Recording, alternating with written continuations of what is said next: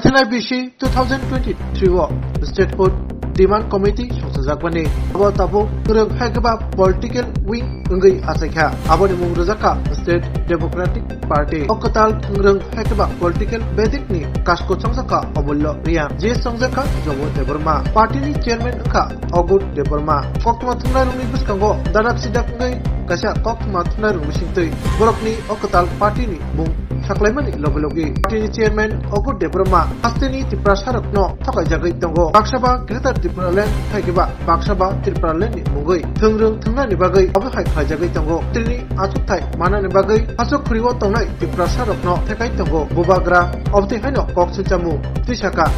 State Democratic Party haikiba SDP ni chairman Augud deborma abon loglogi SDP ni GS Jambu deborma bohaino lukubuskango koktarkha পেয়ে গেলাম একটা body পেলাম সবটাই পেলাম এই দাবি নিয়ে তো অন্য আপনাদের অন্যরা যে দলগুলো আছে যেমন তিপ্রামাথা যে দল আছে I-50ও ছিল তারও এরকম একটা তিপ্রাল্যান্ড নিয়ে আন্দোলন করেছিল কিন্তু দেখা গেছে তারা এখান থেকে আস্তে আস্তে ধীরে ধীরে সরে যাচ্ছে আপনারাও সামনের দিন কতটুকু এটা নিয়ে এগোবেন এবং তাদেরকে কি বলবেন আমি ফ্রম দ্য বিগিনিং 2009 থেকে তিপ্রাল্যান্ড দাবির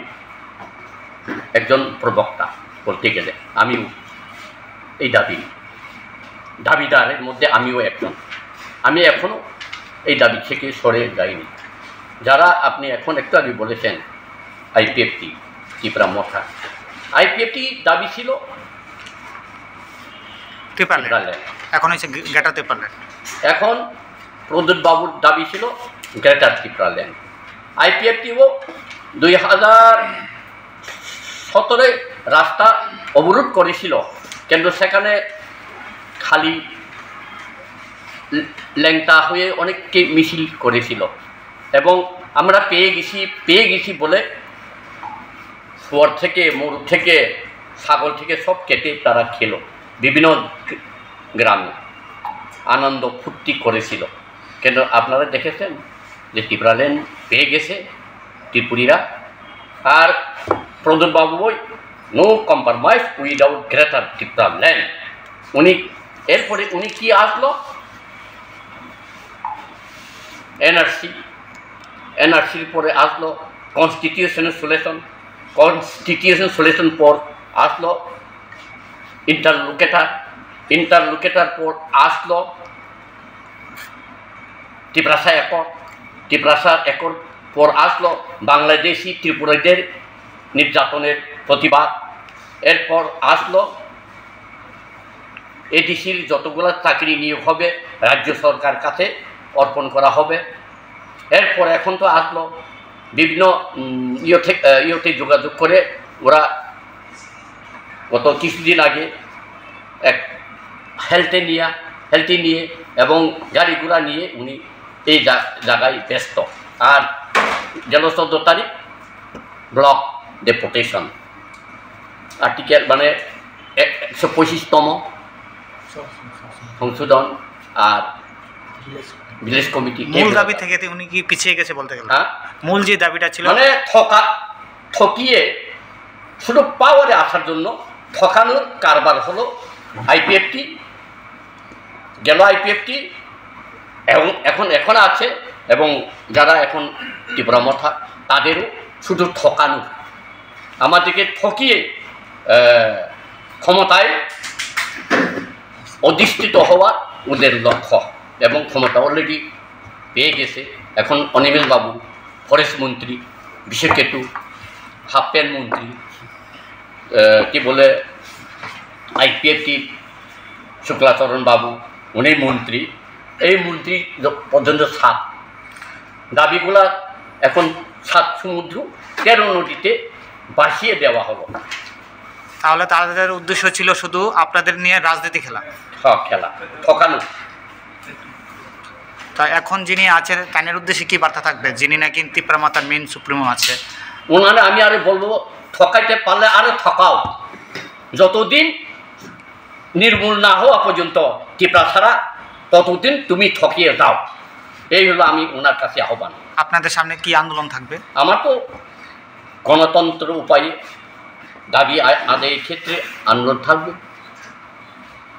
শান্তিপূর্ণ আন্দোলন, কারণ বাঁচার ক্ষেত্রে আমাদের সংগ্রাম করতে হবে। আমরা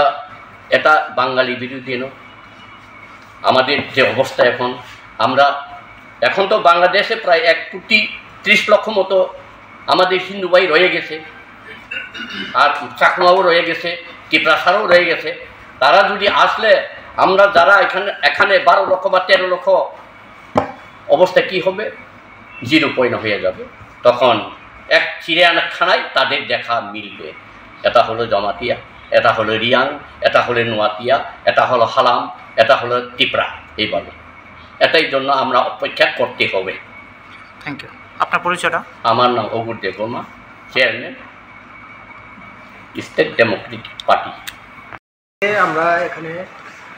সাংবাদিক সম্মেলন করার জন্য আপনাদেরকে অনেক ধন্যবাদ, আপনারা এখানে এসেছেন। আমরা এখানে প্রথমে 2023 সালে মার্চের 29 তারিখে আমরা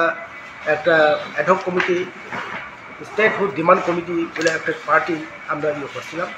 এটাকে এখন নতুন করে আমরা, যেহেতু কমিটি জিনিসটা আমরা করি না, এই জন্য এটাকে পার্টি রূপান্তরিত করার জন্য আজকে আমরা নাম একটা নতুন করে নাম দেওয়া হয়েছে। আমাদের পার্টি হিসাবে করা হয়েছে যে স্টেট ডেমোক্রেটিক পার্টি। এখন স্টেট ডেমোক্রেটিক পার্টি থেকে এখন নতুন একটা কমিটি গঠন করা হয়েছে। কমিটি গঠনে প্রেসিডেন্ট হিসাবে আছেন অমূল্য দেববর্মা, ভাইস প্রেসিডেন্ট হিসাবে আছে কৃষ্ণমোহন জমাতিয়া, ভাইস প্রেসিডেন্ট হিসাবে আছে বিশ্বকুমার দেববর্মা, জেনারেল সেক্রেটারি হিসাবে আছেন Jafu Debbarma, assistant general secretary Ramendra Reang, assistant general secretary Sumanta Jamatia, treasurer cashier হিসাবে আছেন যুব কিশোর জমাতিয়া। আমরা অফিস বেরার হিসাবে এটাই নাম রেখেছি। আর যারা আগামী দিনের যদি আমরা জেনারেল মিটিং আবার করার পরে আমরা নতুনভাবে যে ইনক্লুড করা বা এক্সক্লুড করা যদি প্রয়োজন হয়, তাহলে তখন আমরা সিদ্ধান্ত নিয়ে নেব। ঠিক আছে।